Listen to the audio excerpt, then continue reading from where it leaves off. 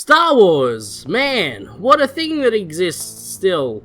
I love Star Wars when it's good, but when Star Wars is bad, it's pretty bad. When it comes to the movies, the good ones only slightly beat out the bad ones, and when it comes to video games, things lean a little more to the dark side, meaning they're mostly garbage. And when it comes to what EA have done with the license since acquiring it, well, they haven't really done anything good. So here comes Respawn with a single-player Star Wars game that, and stop me if you've heard this one before, is about a Jedi! I know, shocker. So shocking that they felt the need to just call the fucking thing Jedi Fallen Order, and from the previews I had seen of the game earlier this year, they didn't really give me a reason to think it was anything more than another Force Unleashed, and after hearing that EA had cancelled 2 other Star Wars games that would have given something different, this game wasn't really filling me with joy.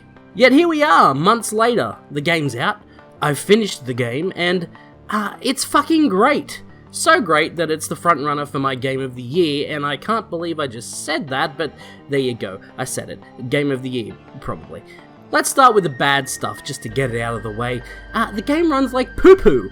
I played on the Xbox One X, and in performance mode the frame rate was all over the shop and never settled. Switching performance mode off locks the frame rate at 30 frames per second and moves the resolution closer to 4K instead of the 1080p in performance mode. Even with the 30 frames lock, there was still random drops here and there, seemingly whenever there was some background loading happening, but it also happened at times where I don't think any loading was happening, so yeah, performance isn't great.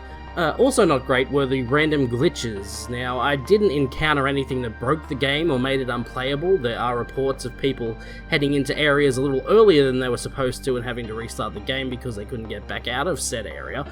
But that didn't happen to me. I was a good little boy. That being said, I did see some interesting glitches like my lightsaber staying lit on my side even though it was also in my hand at the same time, and some enemies just floating around until I got close and their animations kicked in. But again, these are just random little things that didn't break the game. That's it. That's all the bad stuff. Everything else is fantastic. This is a great Star Wars story with some fine acting from everyone involved. Pointing out my favourite characters in the game may or may not spoil the game for you, but just to be safe I'll simply say that Dathomir sure is a planet to look forward to, and even that may be just saying too much, but whatever. I'm reviewing here! Leave me alone! Where this game really shines, however, is in the gameplay.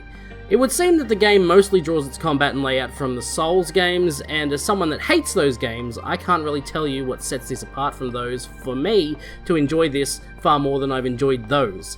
Maybe it's just the fact that this game is using Star Wars lore and not some bullshit medieval bullshit, I don't know. But this also isn't just a straight up rip-off of those games either. The combat is methodical, and making it through the game relies on your ability to recognize and memorize the moves of the different enemies.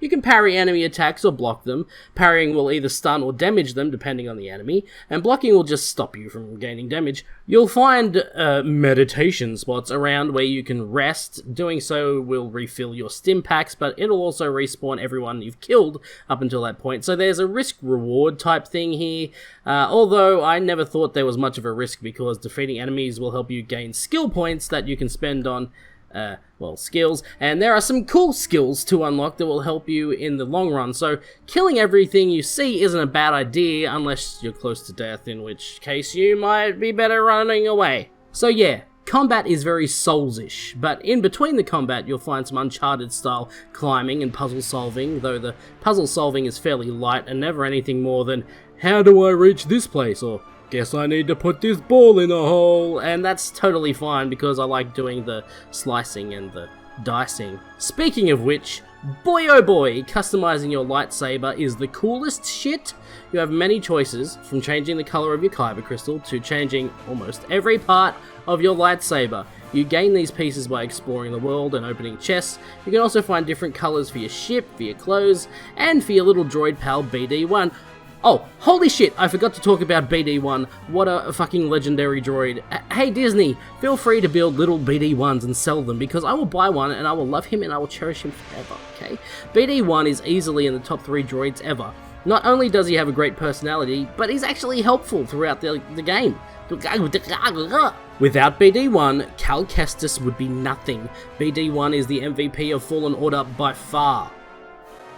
And And I think that's it! Jedi Fallen Order is fantastic. A well-made game that just needed a little bit more polish time, but it's well worth putting up with the unsteady frame rate and silly glitches for that excellent gameplay and story. Jedi Fallen Order is badass.